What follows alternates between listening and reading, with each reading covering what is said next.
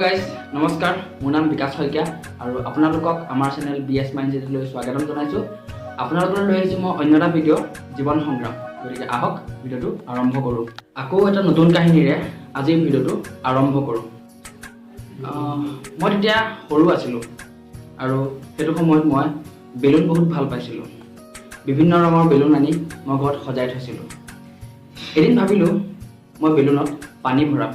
তেতিয়া মই তিনটা বেলুন ললো। প্ৰথম বেলুনটোত পানী ভৰাই আছো আৰু বেলুনজৰি পানীখিনি ওলাই গৈ আছে। মই ভৰাই আছো ওলাই গৈ আছে। তেতিয়া মই বেলুনটো চালো, দেখিছো তাত এটা ফুটা আছে। তেতিয়া মই দ্বিতীয় বেলুনটো ললো আৰু তাত পানী ভৰাই গৈ আছে। আৰু বেলুনটোত যিমান পানী সোমায় মই সিমান পানী ভৰালো। আৰু বেলুনটোত পানী ভৰাওঁতে এটা সময়ত গৈ বেলুনটো ফাটি থাকিল আৰু পানীখিনি সৰি পৰিল। তেতিয়া মই বুজি পালো যে বেলুনটোত পানী বেছি হ'ল।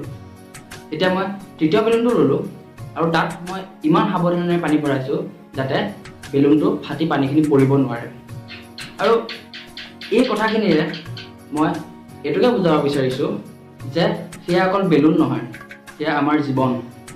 বেলুনৰ যেনেদৰে বিভিন্ন ৰং থাকে, আমাৰ জীৱনৰো সেই একেই বিভিন্ন ৰং থাকে। বেলুন যেনেকে কোমল বা থুনুকা হয়, আমাৰ জীৱনো সেই একেই থুনুকা হয়। আমি আমাৰ জীৱনটোক এনেদৰে ৰাখিব লাগে বা সযত্নে ৰাখিব লাগে যাতে আমাৰ জীৱনত এটা ফুটা ওলাব নোৱাৰে বা আমাৰ জীৱনটোত ইমান ভৰ দিব লাগে যাতে সিমানখিনি ভৰ আমাৰ জীৱনে ল'ব পাৰে বা আমি সেইখিনি ভৰ সহ্য কৰিব পাৰোঁ। আমি জীৱনৰ ৰংবোৰ উপভোগ কৰিব লাগে।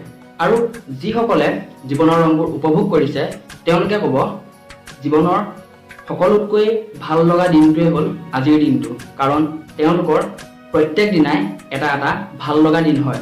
গতিকে আমি জীৱনটো উপভোগ কৰিব লাগে আৰু সেই দিনটোলৈকে উপভোগ কৰিব লাগে যিদিনা আমি এই পৃথিৱীৰ পৰা গুচি যাম।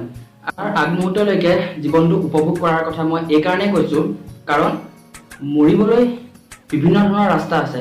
আপোনাক যদি মই এটা কলম আৰু এখন কাগজ দিওঁ আৰু মৰাৰ এটা এটা পইণ্ট যদি লিখিবলৈ দিওঁ তেনেহ'লে আপোনাৰ কাগজ শেষ হৈ যাব, আপোনাৰ কলমত চিয়াহী শেষ হৈ যাব, কিন্তু মৰিবলৈ লিখা লিষ্টখনৰ আপোনাৰ কেতিয়াও অন্ত নপৰে।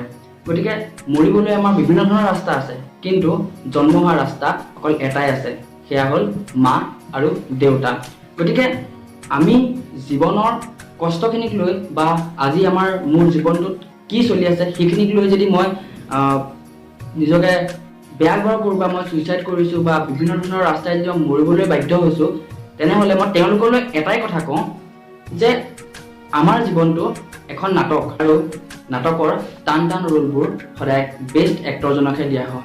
গতিকে ভগৱানে হয়তো জানে যে তুমি এই জীৱন নামৰ নাটকখনৰ এজন বেষ্ট এক্টৰ হয়, গতিকে তোমাক এটা টান ৰোল দিছে। গতিকে সদায় সেই ৰোলবোৰত যুঁজিবলৈ চেষ্টা কৰা, কাৰণ পলাব সকলোৱে পাৰে কিন্তু যুঁজিব সকলোৱে নোৱাৰে। গতিকে যুঁজিবলৈ চেষ্টা কৰা আৰু যেতিয়াই তুমি যুঁজিবা সেই গোটেই তোমাৰ জীৱনৰ সেই যিখিনি অসুবিধা আছে বা যিখিনি আছে সেইখিনি নিজেই ঠিক হৈ যাব। মই এজন সুনাম থকা ব্যক্তিক মানুহ, সেইজন হ'ল ডক্টৰ APJ আব্দুল কালাম। তেখেতে এটা কথা কৈছিল যে এনেকুৱা কিবা কৰি থৈ যোৱা যিটো অইনে লিখিবলগীয়া হয়, নহ'লে এনেকুৱা কিবা লিখি থৈ যোৱা যিটো অইনে পঢ়িবলগীয়া হয়। মই এটাই কথা ক'ম যে যিমান পাৰা অইনতকৈ বেলেগ কৰিবলৈ চেষ্টা কৰিবা, কাৰণ অইনতকৈ বেলেগ কৰিলেহে তুমি তেখেততকৈ এজন বেলেগ মানুহ হিচাপে পৰিচয় পাবা।